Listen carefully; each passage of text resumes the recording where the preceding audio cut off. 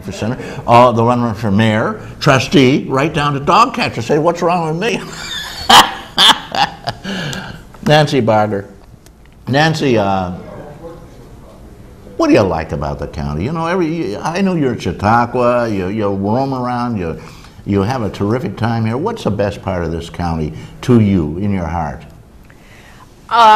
In my heart, it's the beauty. It's this time of year, being out on Open Meadows Road. If you're biking, it's the lake. It's what, when I have lived other places, when summer rolls around, the green and the blue. It's irreplaceable. The lushness, even in a hot season that we've had this year, where there hasn't been as much cool weather, not sweater weather. We've had so many days in the 80s, but I love no traffic, relatively speaking. We get our share of it in the summertime when the speed limits have to be reduced and we have tourists, but I like the low density of traffic.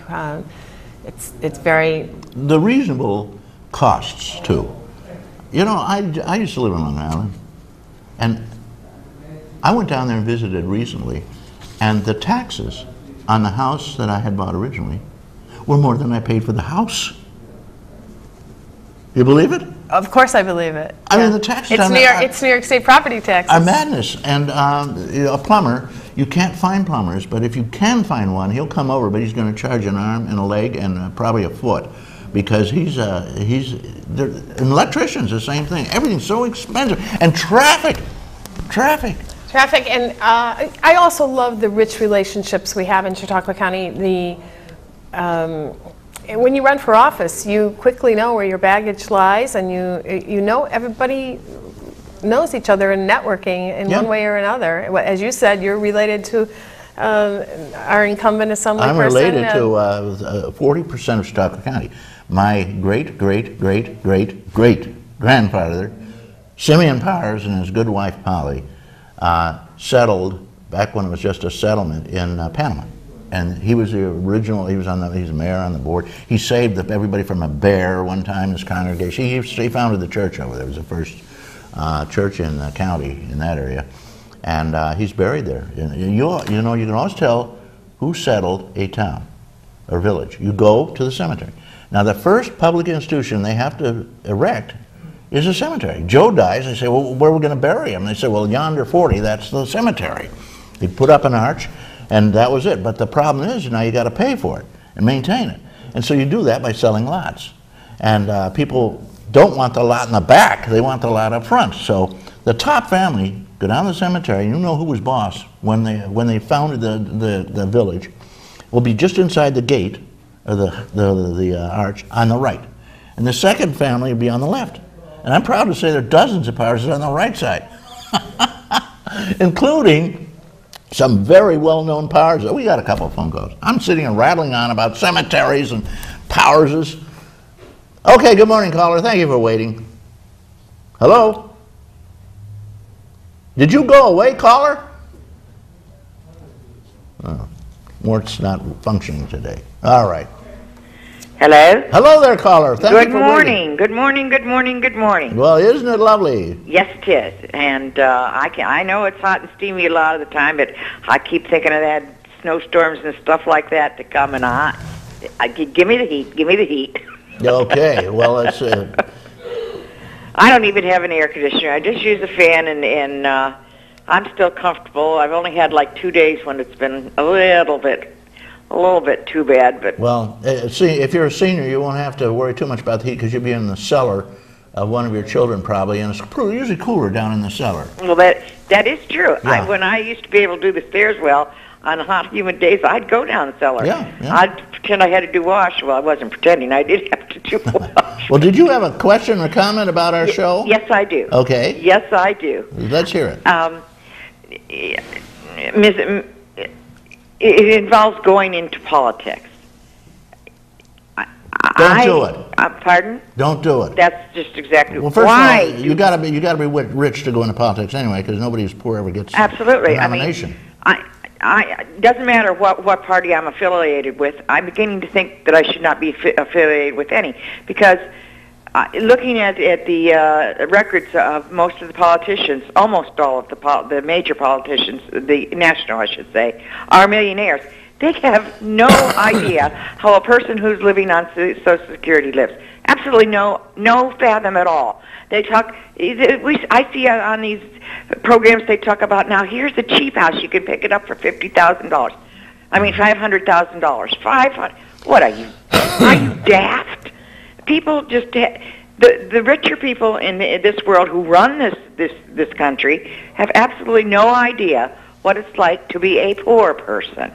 And so politically, I'm beginning to think I should not be affiliated with either party, because I really can't tell the difference between them when it comes to voting. Well, they're all which rich, is where and I they think take care of the rich and important. powerful. That's a simple truth. Absolutely. Especially in Congress of the United States. You know everybody there's a multimillionaire. That's exactly what I'm talking about. And they don't care about you. It doesn't seem They like don't care about seniors, or they wouldn't have cut out our complete COLA. It They doesn't. let us get down to 50% of what the dollar was in the last few years. It doesn't seem to make a difference, like I said, what party.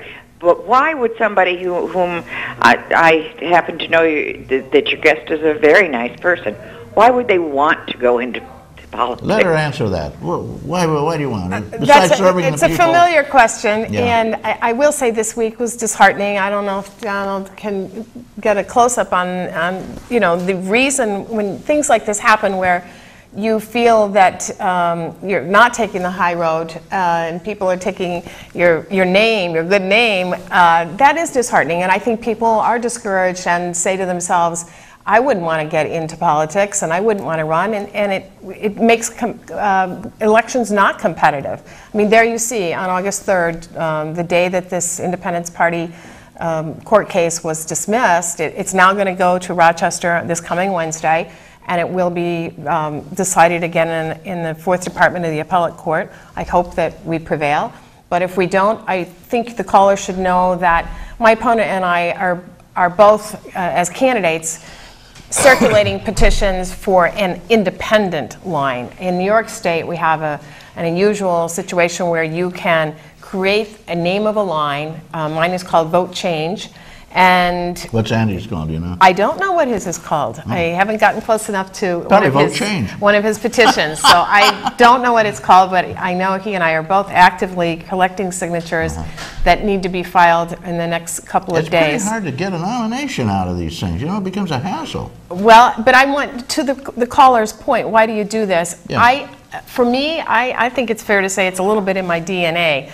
We all have things that are of interest to us, and when I was in the county legislature, you are constantly paying attention to public policy, and you have a vote.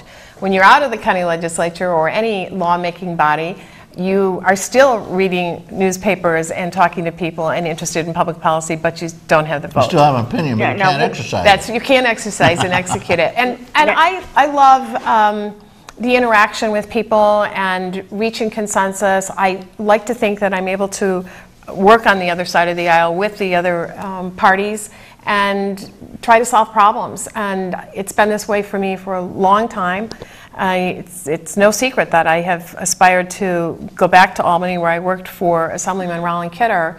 He has agreed to be my honorary chairman of my campaign. And now, what exactly does the new line that you're trying to have put on the voting thing, what does that party stand for?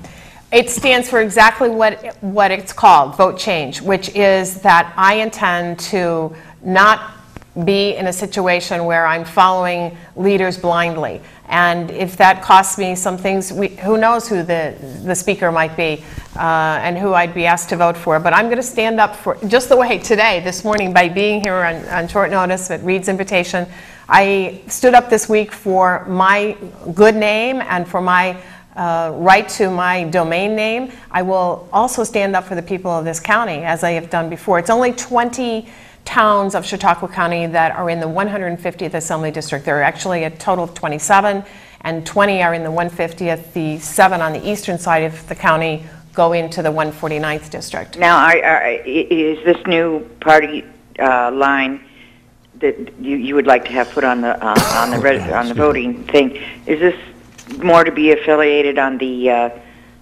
let's say like the new some of the new Not all of them are bad, by the way. Some of the new teabaggers and so forth, their policies, or is it more on the conservative side, more on the liberal, or down the middle, or what? It does not have a defined mission any more than I believe. What it is that we, by name, I could dream up any name, and could have been Fix Albany. I decided on Vote Change because that is exactly what I intend to do, to go down there. And as I said a few minutes ago, I would not vote to let me or my colleagues in the state legislature draw the lines to decide what a district should look like. Okay. I shouldn't be able to do that. I wanted to ask you a question. Who runs, who's the speaker now? Silver still? Sheldon Silver, Shelley Silver. He's been there forever. And I understand that when you come in, for the first year, you're not to speak. And I understand also that if you do speak, or if you do anything that he says not to do, if you don't jump like everybody else, you disappear. If you they have never new see people, you again. if the electorate will elect new people, you can have a sea change. But as long as you don't have enough people of new faces, you will not be able to buck this. That's how they perpetuate You will not be able to themselves. buck this. And it's almost impossible to have a large changeover because the incumbents have such an advantage. Yep. I think, caller, however, if you look at who's running this year, I think people are retiring in more numbers than I can't say ever, but it's remarkable how many people are retiring. There's a because possibility. They see your question about the Tea Party movement and their effect. There's no question that the Tea Party movement has energized an element of the constituents who are putting people on notice that they are finding candidates and they're interested in this election. The only problem I have with the Tea Party is they can't. What I have done on my reading and research and listening to Tea Partiers, there seems to be several different agendas, not all of whom are the same, and yet they're all under the same banner. Well, thank you. And it's confusing. Thank you, caller. Your time is up. We Thank you. have another caller trying to get in more. Somebody's trying to get in Okay, now. bye-bye. Thank you for the call. Send me an envelope. I'll give you $5 off over at the Lakeview. Thank you. Yeah. I hate to cut them off, but That's all right. when they start repeating themselves, it's time to cut them off. Thank you, caller. I appreciate that. Somebody's trying to get in. I can't see. I see the light flashing. Now, tell me something. If you are elected, you have a good chance of being elected, I might add. More than a good chance, I think. When you go down there, what are you going to change? What are you trying to change? You say you want to change, first of all, you can't get rid of Sheldon, probably, or Silver. And he rules. Iron fist. Dead if you go against him. You literally disappear. Nobody ever hears of you again. Couple of calls. We'll come back with that happy thought. Good morning, caller. Thank you for waiting. Yeah, you disappear and you end up like Reed. That's how he knows. Good morning, Reed. How are you? I'm fine. What's up? Oh, not much. I'm just asking, you were talking about the domain problem. Yeah, Nancy has a little problem there. Somebody snatched her domain. More my question is about a Facebook page. I don't think I saw a Facebook page for her, so. You saw a Facebook page for me? No, I haven't seen one. So I was thinking no, we don't have one. We do not have one yet. I'm glad that I take that you would like to see one. It's very definitely a new form of campaigning. I have a friend who's running for Congress in Florida, and she's in the primary this month, on the 24th, and I've been following her Facebook campaign. It's definitely very important, and I hope to go in that direction. So what do you? I just want to say I've been looking forward to a page. So great, thank you. We'll work on it. Thank you, caller. Send me $5. Send me $5, and I'll send you a stamped envelope. Go the other way around. Reed. Something like that. What are you going to do for a domain? Now somebody else snatched Well, the actually, domain? Mr. Goodell yesterday left me a message offering to give it back. It's coming back, so you'll be able to go back to have your own domain. It's silly. I mean, I've never heard of such craziness. I know Andy didn't do that. I don't think he's clever enough to think that one up. But he's smart enough to get to the bottom of it and I'm to sure know he will. that this wouldn't be resolved with a phone call in the sense of It's pretty sneaky. It's pretty sneaky. It's an indicator, and especially the timing, that it would be taken taken on the day that his lawsuit was dismissed. Yeah, so he's going to pursue it, though. It's going to be challenged again, right? I hope we're going to be doing what you do so nicely, which is spirited conversations and debates and gets all excited about issues.